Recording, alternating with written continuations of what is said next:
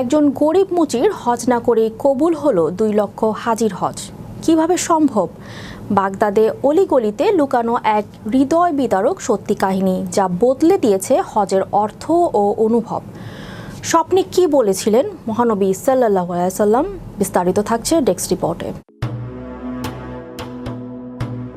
বাগদাদের পুরনো এক গলিতে বসবাস করতেন আব্দুল নামের এক দরিদ্র মুচি।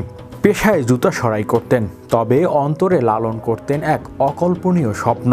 তিনি হজ করবেন। তার এই ইচ্ছা ছিল শুধুমাত্র আল্লাহর ঘর কাবা শরীফ দেখা আর রাসূলুল্লাহ সাল্লাল্লাহু আলাইহি সাল্লামের রওজা মোবারক জিয়ারত করা। দীর্ঘ বছর ধরে সামান্য উপার্জনের প্রতিটি দিন থেকে একটু একটু করে সঞ্চয় করতেন। দিনের পর দিন, বছরের পর বছর এই পবিত্র উদ্দেশ্যে সংগ্রহ করেছিলেন। হজে যাওয়ার মতো টাকা প্রায় জোগাড় হয়ে গিয়েছিল। ঠিক সেই সময়ে ঘটে এক অবিশ্বাস্য ঘটনা, যা হৃদয় ছুঁয়ে যায়।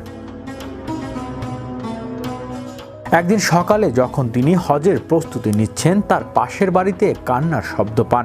গিয়ে দেখেন এক বিধবা নারী ও তার অনাহারী সন্তানদের কষ্ট দিন কাটছে। শিশুরা বহুদিন ধরে ক্ষুধার্ত কাঁদছে। খাবার তো দূরের কথা, বাড়িতে পানি পর্যন্ত নেই। আব্দুল তখন নিজের সঞ্চিত হজের টাকা তাদের দিয়ে দেন। বলেন, আল্লাহর পথে খরচ করাই তো বড় হজ। যদিও রাসূলের ভালোবাসা অর্জন হয়, তবে হজ তো কবুল হবেই। সে রাতে আব্দুল এক অলৌকিক স্বপ্ন দেখেন। স্বপ্নে মহানবী হযরত মুহাম্মদ সাল্লাল্লাহু আলাইহি সাল্লাম তাকে বলেন, আব্দুল, তুমি কাবা ঘরে আসনি, কিন্তু তোমার হৃদয়ে এত পবিত্র, এত ভালোবাসায় পূর্ণ যে তোমার বদৌলতে এবছর হজে আসা 2 লক্ষ মানুষের হজ কবুল হয়েছে। এই ঘটনা দ্রুতই সারা বাগদাদ শহরে ছড়িয়ে পড়ে।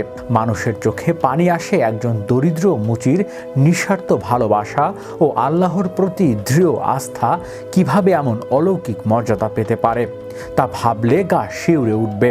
তিনি প্রমাণ করে দিলেন, হজ শুধু শারীরিক উপস্থিতি নয়, এটি আত্মার নিবেদন, হৃদয়ের নিঃস্বার্থতা।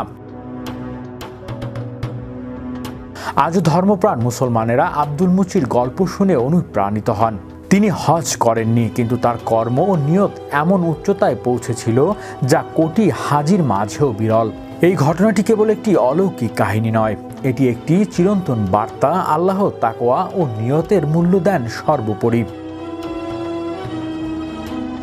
তার নিঃস্ব হলেও হৃদয়ে শ্রদ্ধা ও ভালোবাসা কাউকে বানিয়ে দিতে পারেন মহান আল্লাহ। আব্দুল মুচির গল্প যুগে যুগে মানুষকে মনে করিয়ে দেয়, পার্থক্য সামর্থ্য নয়, হৃদয়ের পরিচ্ছন্নতা ও ঈমানই মানুষকে করে তোলে আল্লাহর প্রিয় বান্দা।